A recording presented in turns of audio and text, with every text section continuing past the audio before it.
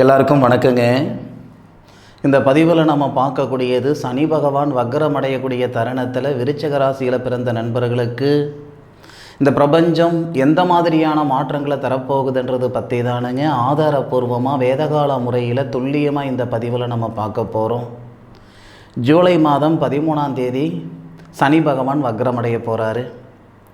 உத்திரட்டாதி நட்சத்திரம்னு சொல்லக்கூடிய தன்னுடைய சுய நட்சத்திரத்தில் விருச்சிக ராசிக்கு 3வது பாவகத்துக்கு அதிபதி தைரியஸ்தானாதிபதி, 4வது பாவகத்துக்கு அதிபதி சுபஸ்தானாதிபதினு சொல்லக்கூடிய சனி பகவான் விருச்சிக ராசிக்கு 5வது பாவகத்தில் புத்திரஸ்தானத்தில் வக்ரம் அடைகிறாரு. ஜூலை மாதம் 13ஆம் தேதியிலிருந்து நவம்பர் மாதம் 27ஆம் தேதி வரை சனி பகவான் வக்ரம் அடையக்கூடிய காலகட்டம், வக்ரத்தில் இருக்கக்கூடிய காலகட்டம். ஆனி மாதம் 29ஆம் தேதியிலிருந்து கார்த்திகை மாதம் 12ஆம் தேதி வரை, கார்த்திகை மாதம் 12ஆம் தேதி வரை சனி பகவான் வக்ரம் அடையக்கூடிய காலகட்டம். சனி பகவான் வக்ரம் அடையக்கூடிய காலகட்டம் விருச்சிக ராசி நண்பர்களுக்கு சாதகமாக இருக்குமா இல்லை பாதகமாக இருக்குமா? அதுக்கு முன்னாடி ஒரு கிரகம் பயிற்சி அடைஞ்சாலும் சரிங்க, அல்லது வக்ரம் அடைந்தாலும் சரி, அது அதிசாரத்துக்கு போனாலும் சரி, அந்த தருணத்தில் மற்ற கிரக அமைப்புகளெல்லாம் எப்படி இருக்குது, அவங்களுடைய சூழல் என்னன்றது பார்த்து சொல்லக்கூடியது தான் சரியான ஒரு பலன்களாக இருக்கும். அதுபோக 9 கிரகங்களில் 8 கிரகங்களுடைய குணம் ஒன்று. இந்த சனி பகவானுடைய குணம் மட்டும் வேறு மாதிரி இருக்கும். வேறு மாதிரி இருக்கும்னா, இப்போ குரு பகவானாக இருக்கட்டும், இல்லை விருச்சிக ராசியாதிபதி செவ்வாவாக இருக்கட்டும், எந்த கிரகமாக இருந்தாலும் சாதகமான இடத்துல இருந்தால் அவங்க சாதகமான பலன் கொடுப்பாங்க, பாதகமான இடத்துல இருந்தால் பாதகமான பலன் தான் கொடுப்பாங்க. அதில் மாற்று கருத்து இல்லை. ஆனால் இந்த சனி பகவான் மட்டும் உங்களுடைய ஜாதகத்தில் அவர் சாதகமான இடத்துல இருந்தாலும் சரி, இல்லை பாதகமான இடத்துல இருந்தாலும் சரி, நாம் செய்த பாவ புண்ணியம், செய்ய போகிற பாவ புண்ணியத்தின் அடிப்படையில் தான் அவர் பலனை தருவார்.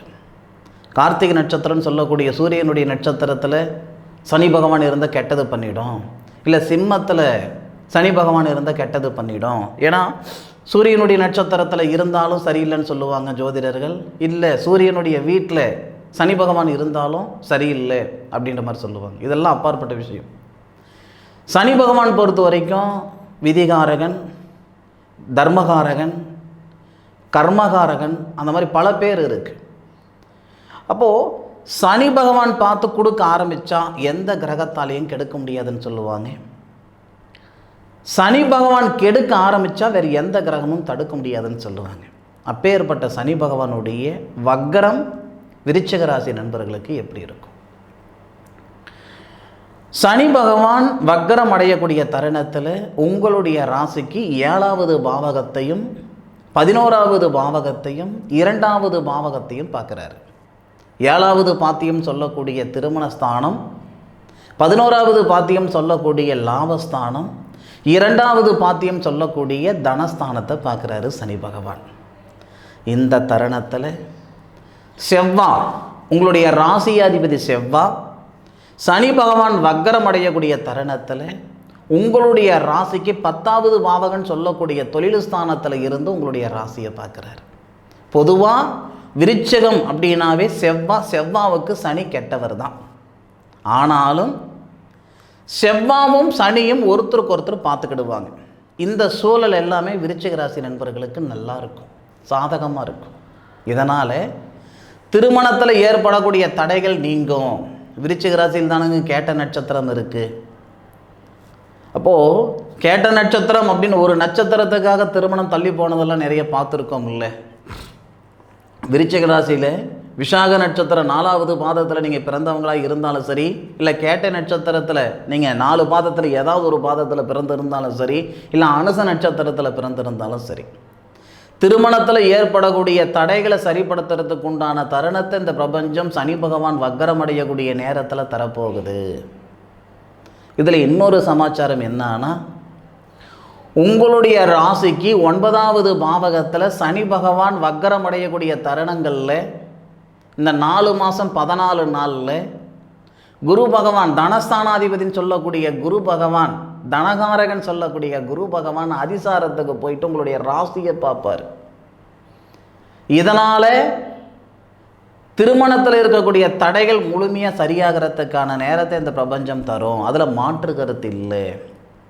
அது மட்டும் இல்லை சார், சில பேருக்கு வாழ்வாதாரம் நல்லா இருக்கும், சில பேருக்கு வாழ்க்கை நல்லா இருக்கும். வாழ்க்கை நல்லா இருக்கிறவங்களுக்கு வாழ்வாதாரம் நல்லா இருக்கிறது இல்லை, வாழ்வாதாரம் நல்லா இருக்கிறவங்களுக்கு வாழ்க்கை நல்லா இல்லை.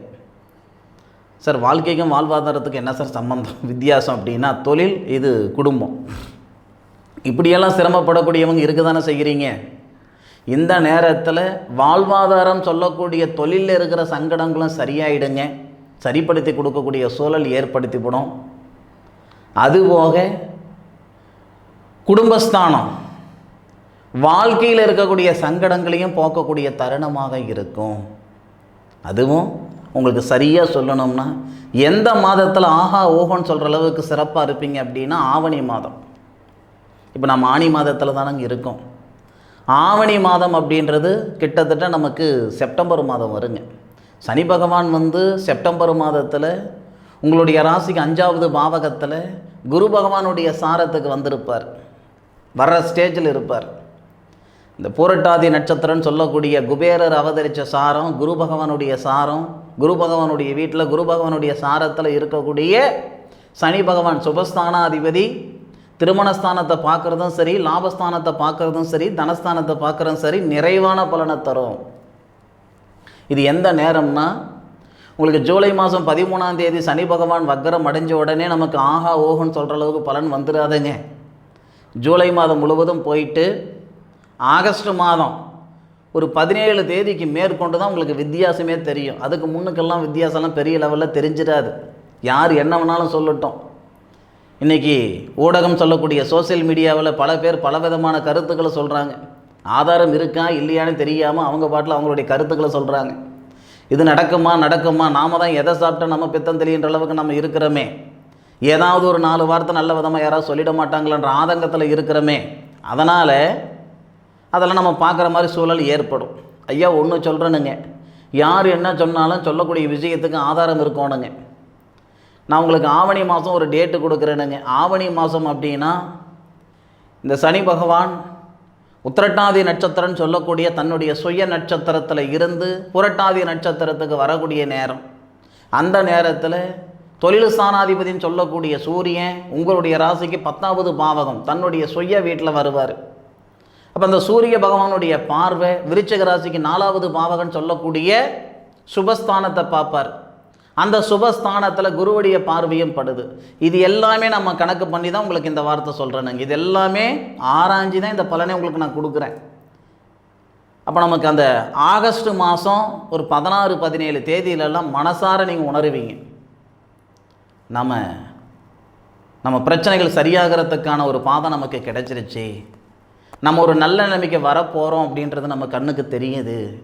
இந்த மாதிரியான ஒரு சூழல் ஏற்படும். எல்லாருடைய எதிர்பார்ப்பு என்னன்னா கூரையை பிச்சுக்கிட்டு கொட்டணும் அப்படின்ற எதிர்பார்ப்பெல்லாம் யாருக்குமே இருக்காது. இது விருச்சிக ராசி மட்டும் இல்லைங்க, எந்த ராசிக்கும் அந்த மாதிரி இருக்காது. நான் உட்காந்து சாப்பிடணுன்ற குணம் எண்ணம் யாருக்குமே இல்லை.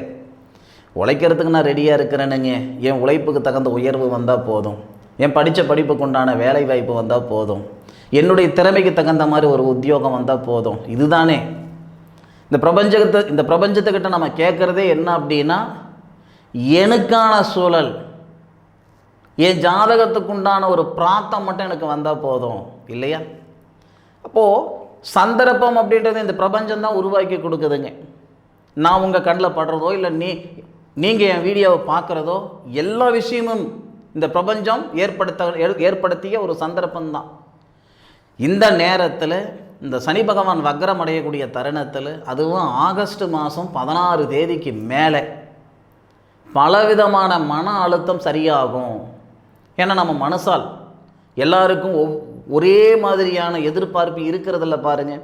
ஒவ்வொருத்தருக்கும் ஒவ்வொரு விதமான எதிர்பார்ப்பு இருக்கும். ஒருத்தருக்கு பணப்பிரச்சனை இருக்கும், ஒருத்தருக்கு பணம் எனக்கு பிரச்சனை கிடையாதுங்க, நிம்மதி இல்லைன்ற ஒரு பிரச்சனைகள் இருக்கும் இல்லையா? புளியப்பத்தில் இருக்கிறவங்களும் இருக்காங்க, பசியப்பத்தில் இருக்கிறவங்களும் இருக்காங்க. ஆனால் ஒரே ராசியில் பிறந்திருக்காங்க பாருங்கள். உங்களுடைய எதிர்பார்ப்புகளுக்கு ஏற்ப சனி பகவான் வக்கரம் அடையக்கூடிய தருணத்தில் இந்த பிரபஞ்சம் பலனை தரும், மாற்று கருத்து இல்லை. நம்ம செய்யக்கூடியது என்ன அப்படின்னா, ஒன்றே ஒன்று தானுங்க. 3வது பாவகத்துக்கு அதிபதி, 4வது பாவகத்துக்கு அதிபதி சனி பகவான் 5வது பாவகத்தில் வக்கரமடையக்கூடிய தருணத்தில் முடிஞ்ச அளவுக்கு நம்மளால் எந்த அளவுக்கு பொதுநலமாக இருக்க முடியுமோ இருங்க. சாமி, நான் இதுக்கு முன்னாடி என்ன சுயநலமாக இருந்தேனுங்களா?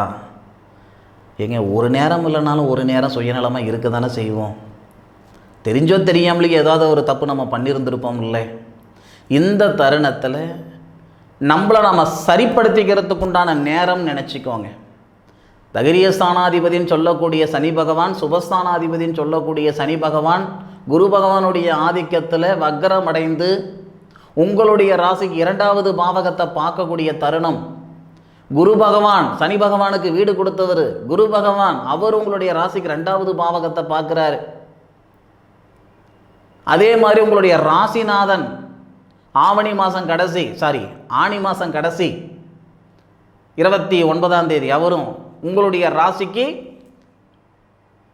11வது பாவகத்துக்கு வந்து உங்களுடைய ராசிக்கு 2வது பாவகத்தை பார்ப்பார். அப்போ உங்களுடைய ராசிக்கு 2வது பாவகத்தை பார்க்கக்கூடிய கிரகங்கள் மட்டும் சுக்கிரனுடைய பார்வை, செவ்வாயுடைய பார்வை, குரு பார்வை, சனி பார்வை, 4 கிரகங்களுடைய பார்வை உங்களுடைய ராசிக்கு 4வது பாவகத்தில் படும். இது எல்லாமே நமக்கு ரொம்ப ரொம்ப சிறப்பான ஒரு சமாச்சாரம். ஏன்னா சுக்கிரன் அப்படின்னா திருமணஸ்தானாதிபதி நம்ம சொல்லுவோம். குருன்னு பார்த்தீங்கன்னா குடும்பஸ்தானாதிபதினு சொல்லுவோம். சுக்கிரன குரு இணைவு. இந்த சனி பகவான் வக்கரம் அடைகிற நேரத்தில் நீங்கள் கேட்கலாங்க, ஐயா சனி பகவானுடைய வக்கர பயிற்சி பலன் சொல்கிறியா இல்லை மற்ற கிரகங்களுடைய அமைப்பு சொல்கிறியான்னு கேட்கலாம். நான் சமையல் பண்ணி போட்டேனுங்க, அது இல்லை. இந்த குழம்புல இதெல்லாம் நான் போட்டேனுங்க, இது போட்டதுனால தான் சாம்பார் ஆச்சுன்றது தான் சரியான ஒரு இது இல்லையா? நான் பலன் சொல்கிறேன் அப்படின்னா எந்த அடிப்படையில் சனி பகவான் வக்கரம் அடைகிறாருன்னா அவர் கொடுக்கறது மட்டும்தான் பலனா? இல்லையே. அந்த தருணங்களில் மற்ற கிரக அமைப்புகள் எல்லாம் சேர்ந்ததால தான் இந்த பலன் ஏற்படும். குருவும் சுக்கிரனும், அசுர குருவும் தேவகுருவும், திருமணஸ்தானாதிபதியும் குடும்பஸ்தானாதிபதி சேர்ந்து உங்களுடைய ராசிக்கு 2வது பாவகத்தை பார்க்கக்கூடிய தருணத்தில் உங்களுடைய ராசியாதிபதின்னு சொல்லக்கூடிய செவ்வாய் உங்களுடைய ராசிக்கு 2வது பாவகத்தை பார்ப்பாரு. அதே நேரத்தில் சனி பகவான் வக்கரத்தில் இருக்கக்கூடிய சனி பகவானுடைய பார்வையும் உங்கள் ராசிக்கு 2வது பாவகத்தில். இதனால் வரக்கூடிய பலன் என்னன்னா, குடும்ப ரீதியாக இருக்கிற சங்கடங்கள் சரியாகும், குடும்பத்துக்குள்ளே இருக்கக்கூடிய குழப்பங்கள் சரியாகும், நிம்மதி சந்தோஷம் இல்லையே அப்படின்ற இருக்கக்கூடிய சங்கடங்கள் சரியாகும், படித்த படிப்புக்குண்டான உத்தியோகம் வரும். வாங்காத பணத்துக்கு வட்டி கட்டிகிட்டு இருக்கிறேன் சாமி, செய்யாத தப்புக்கு தண்டனை அனுபவிச்சுக்கிட்டு இருக்கிறேன், பாவம் ஒரு பக்கம் பழி ஒரு பக்கம் இருந்துக்கிட்டு இருக்கிறேனுங்க 2 வருஷம் அப்படின்னா இந்த தருணத்தில் எல்லாம் சரியாகும். நான் ஒரே வார்த்தை சொல்லிட்டேனுங்க, இந்த பிரபஞ்சம் எல்லாருக்கும் எல்லா நேரத்துலையும் சாதகமான பலன் தர்றதில்லை. ஆனால் ஏதாவது ஒரு நேரத்தில் சாதகமான பலன் தந்திய தானே தீரணும். விருச்சிக ராசியில் பிறந்தவங்களுக்கு விடியல் பிறக்கக்கூடிய தருணமாக சனி பகவான் வக்கரம் அடையக்கூடிய காலகட்டம் இருக்கும். இதில் மாற்று கருத்து கிடையாது. ஆனாலும் நான் இப்போவும் சொல்கிறேன், அதாவது நம்ம ஜூலை மாதம் 13ஆம் தேதியிலிருந்து பலன் வந்தாலும் நீங்கள் உணரணும். ஏட்டு சுரைக்காய் கறிக்கு உதவாதுன்னு சொல்லுவாங்க பெரியவங்க. நடைமுறையில் ஒரு செயல்படும் போது தான் நமக்கு உணர முடியும் இல்லையா? அந்த மாதிரி நீங்கள் உணர்றதுன்னு பார்த்தீங்கன்னா ஆகஸ்ட் மாதம் 16-17 தேதிக்கு மேலே தான் நல்லா உணர முடியும். அது வரைக்கும் பெரிய மாற்றம் ஆகா ஓகோன்னு சொல்கிற அளவுக்கு மாற்றம் இருக்காது. பரவாயில்ல, முன்ன இருந்த சூழ்நிலைக்கு இப்போ பரவாயில்லையாக இருக்கும். ஆகஸ்ட் மாதம் 16-17 தேதிக்கு மேற்கொண்டு நீங்கள் எங்கே இருந்தாலும் எனக்கு ஃபோன் பண்ணி சொல்லுவீங்க, சார் நீங்கள் சொன்ன விஷயம் அன்றைக்கி நான் என்னவோ நினச்சேன், நான் மைண்டில் இருந்தது, மனசுக்குள்ளே இருந்தது, நீங்கள் சொன்ன விஷயம் நீங்கள் சொன்ன மாதிரி எனக்கு நடந்தது சாமி அப்படின்னு நிச்சயமாக சொல்லுவீங்க. இதில் மாற்று கருத்து இல்லை. சனி பகவானுடைய வக்ரம் விருச்சிக ராசியில் பிறந்தவங்களுக்கு விடியல் பிறக்கக்கூடிய தருணமாக இருக்கும். இதில் மாற்று கருத்து இல்லை. இந்த பதிவு விருச்சிக ராசியில் பிறந்தவங்களுக்கு பயனுள்ள பதிவாக இருக்குன்னு நான் மனசார நம்புகிறேன். அதுபோக வாழ்ந்த வாழ்க்கைக்கு ஒரு அர்த்தம் வேணும் அப்படின்னு சொல்லுவாங்க. அதுக்காக ஒரு சில வேலைகள் செய்துட்ருக்கிறேனுங்க. நான் போன வீடியோவிலையும் இந்த வார்த்தை நான் சொல்லியிருந்தேன். ஆயுள் கால சாதகம் எழுதி தரணுங்க. ஒரு குழந்தை பிறந்ததுலேருந்து அந்த குழந்தை என்ன படிக்கும், எந்த துறையில் படிக்கும், என்ன வேலைக்கு போகும், எப்போ கல்யாணம் நடக்கும், எப்போ வீடு வாசல் வாங்குவாங்க, எல்லா சமாச்சாரமும் வரக்கூடிய அவங்க ஆயுள் முழுவதும் வரக்கூடிய பலன்களை அழகாக அருமையாக அற்புதமாக ஆதாரப்பூர்வமாக ஒரு நோட்டு புத்தகத்தில் எழுதி தரணுங்க. அதாவது 10,000 ரூபாய் கொடுத்தாலும் அதுக்கு ஈடு ஆகாது. 1200 ரூபாய்க்கு நான் செய்து தரணுங்க. 1200 ரூபாய்க்கு சாதகம் எழுதி கொடுக்கணுமா சாமி அப்படின்னா, அந்த சாதகத்தை வாங்கி பார்த்தீங்கன்னா நீங்கள் ஒரு சாதகம் உங்கள் வீட்டில் எழுதுனீங்கன்னா 10 சாதகம் வீட்டில் உள்ளவங்களுக்கெல்லாம் நீங்கள் சாதகம் எழுதி போடுவீங்க. அந்தளவுக்கு அது ஒர்த்தாக இருக்கும், நிறைவாக இருக்கும், அதில் மாற்று இல்லை. தேவைப்படுறவங்க தமிழ்நாடு முழுவதும் பார்த்தீங்கன்னா கொரியர் பண்ணுறதுக்கு காஸ்ட்டு வேண்டாம். அந்த ஜாதகம் எழுதுறதுக்கு உண்டான காஸ்ட்டு மட்டும் இருந்தால் போதுமானது, செய்து கொடுக்குறேனுங்க. சரியா, இது பயன்படுத்திக்கோங்க.